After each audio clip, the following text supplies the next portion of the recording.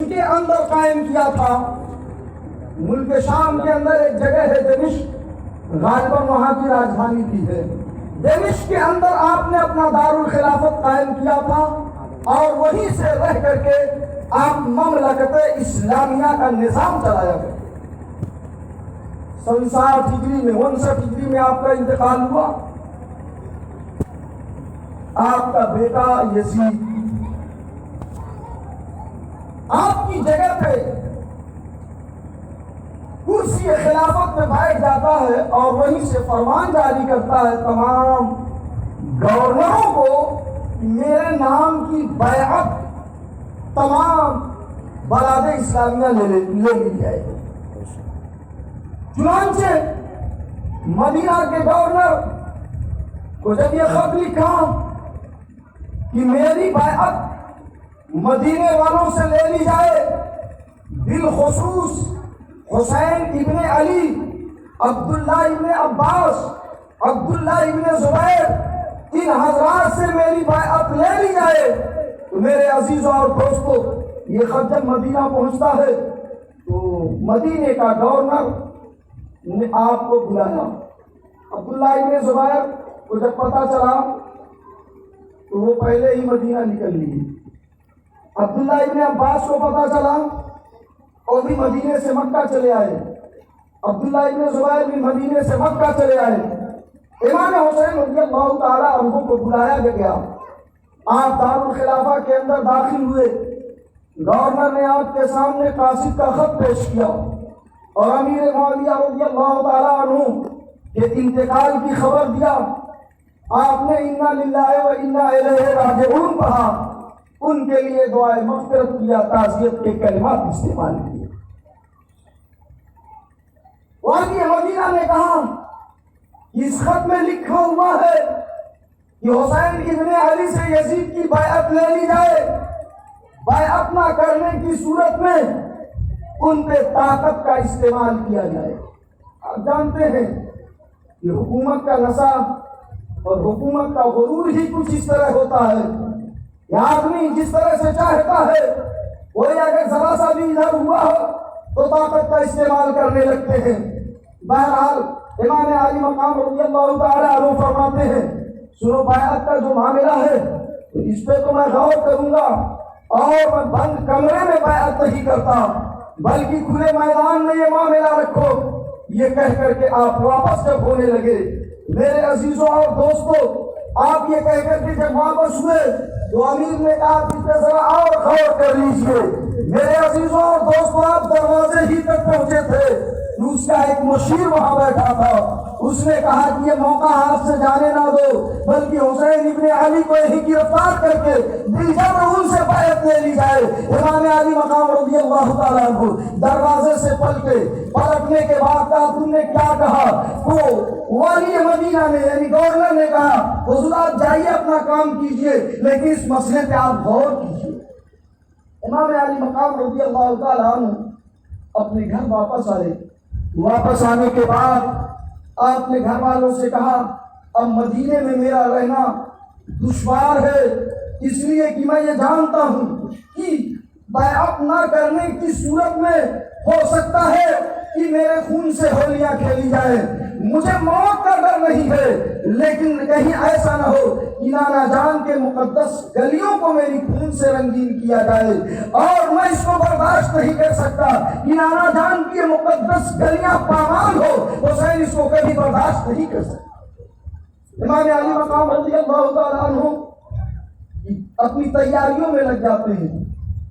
آپ کے پڑوسیوں کو جب اس کا علم ہوا ایک ایک کر کے لوگ آتے رہے، کہا ابن رسول اللہ آپ مدینہ نہ چھوڑیے ورنہ مدینے کی بہاریں ختم ہو جائیں گی۔ ہمیں جب رسول اللہ کی یاد ستاتی تھی تو ہم آپ کو دیکھ کر اپنے دلوں کو تسلی کر لیا کرتے، آپ کو منانے کی تمام تر کوششیں کی گئی لیکن آپ نے مشورہ دینے والوں کو مبارکباد دیا، کہا آپ کا مشورہ میرے لیے مبارک ہے لیکن میرے سامنے حالات ایسے ہیں کہ مجھے جانا پڑے گا۔ المختصر یہ کہ رات کافی گزر جاتی ہے، لوگ اپنے اپنے گھروں کو واپس چلے جاتے ہیں۔ امام علی مقام رضی اللہ تعالیٰ عنہ نے اہل بیت نبوت کو حکم دیا کہ سامان کو جلدی سے تیار کر دیا جائے تاکہ صبح صادق سے پہلے ہم مدینے سے کوچ کر جائیں۔ سامان کی تیاریوں میں اہل بیت لگ جاتے ہیں۔ امام علی مقام رضی اللہ تعالیٰ عنہ اپنے حجرے سے نکلتے ہیں، خاتون جنت کے مزار مقدس پر حاضر ہو جاتے ہیں۔ اللہ اللہ، اہل بیت کے جو مزارات جنت البقیع شریف میں ہیں وہ ایک طرف ہیں، خاتون جنت کے مزار پر جب آپ پہنچتے ہیں تو ماں کے مزار کو دیکھا، مدینے کے چھوٹنے کو سوچا تو ماں کی قبر پر آپ گر پڑتے ہیں اور اپنی امی جان کی بارگاہ میں عرض کرتے ہیں کہ امی جان، آپ کے لاڈوں کا پالا، آپ کا حسین آپ کے قدموں سے دور جا رہا ہے۔ امی جان، حسین موت کے خوف سے نہیں جا رہا ہے، بلکہ حسین کو غم اور تکلیف اس بات کی ہے کہ نانا جان کا مدینہ چھوٹ رہا ہے، بھائی حسن کی قبر چھوٹ رہی ہے۔ امی جان جب آپ کی یاد ستایا کرتی تھی تو آپ کے تربت انور پر حاضر ہو جایا کرتے تھے۔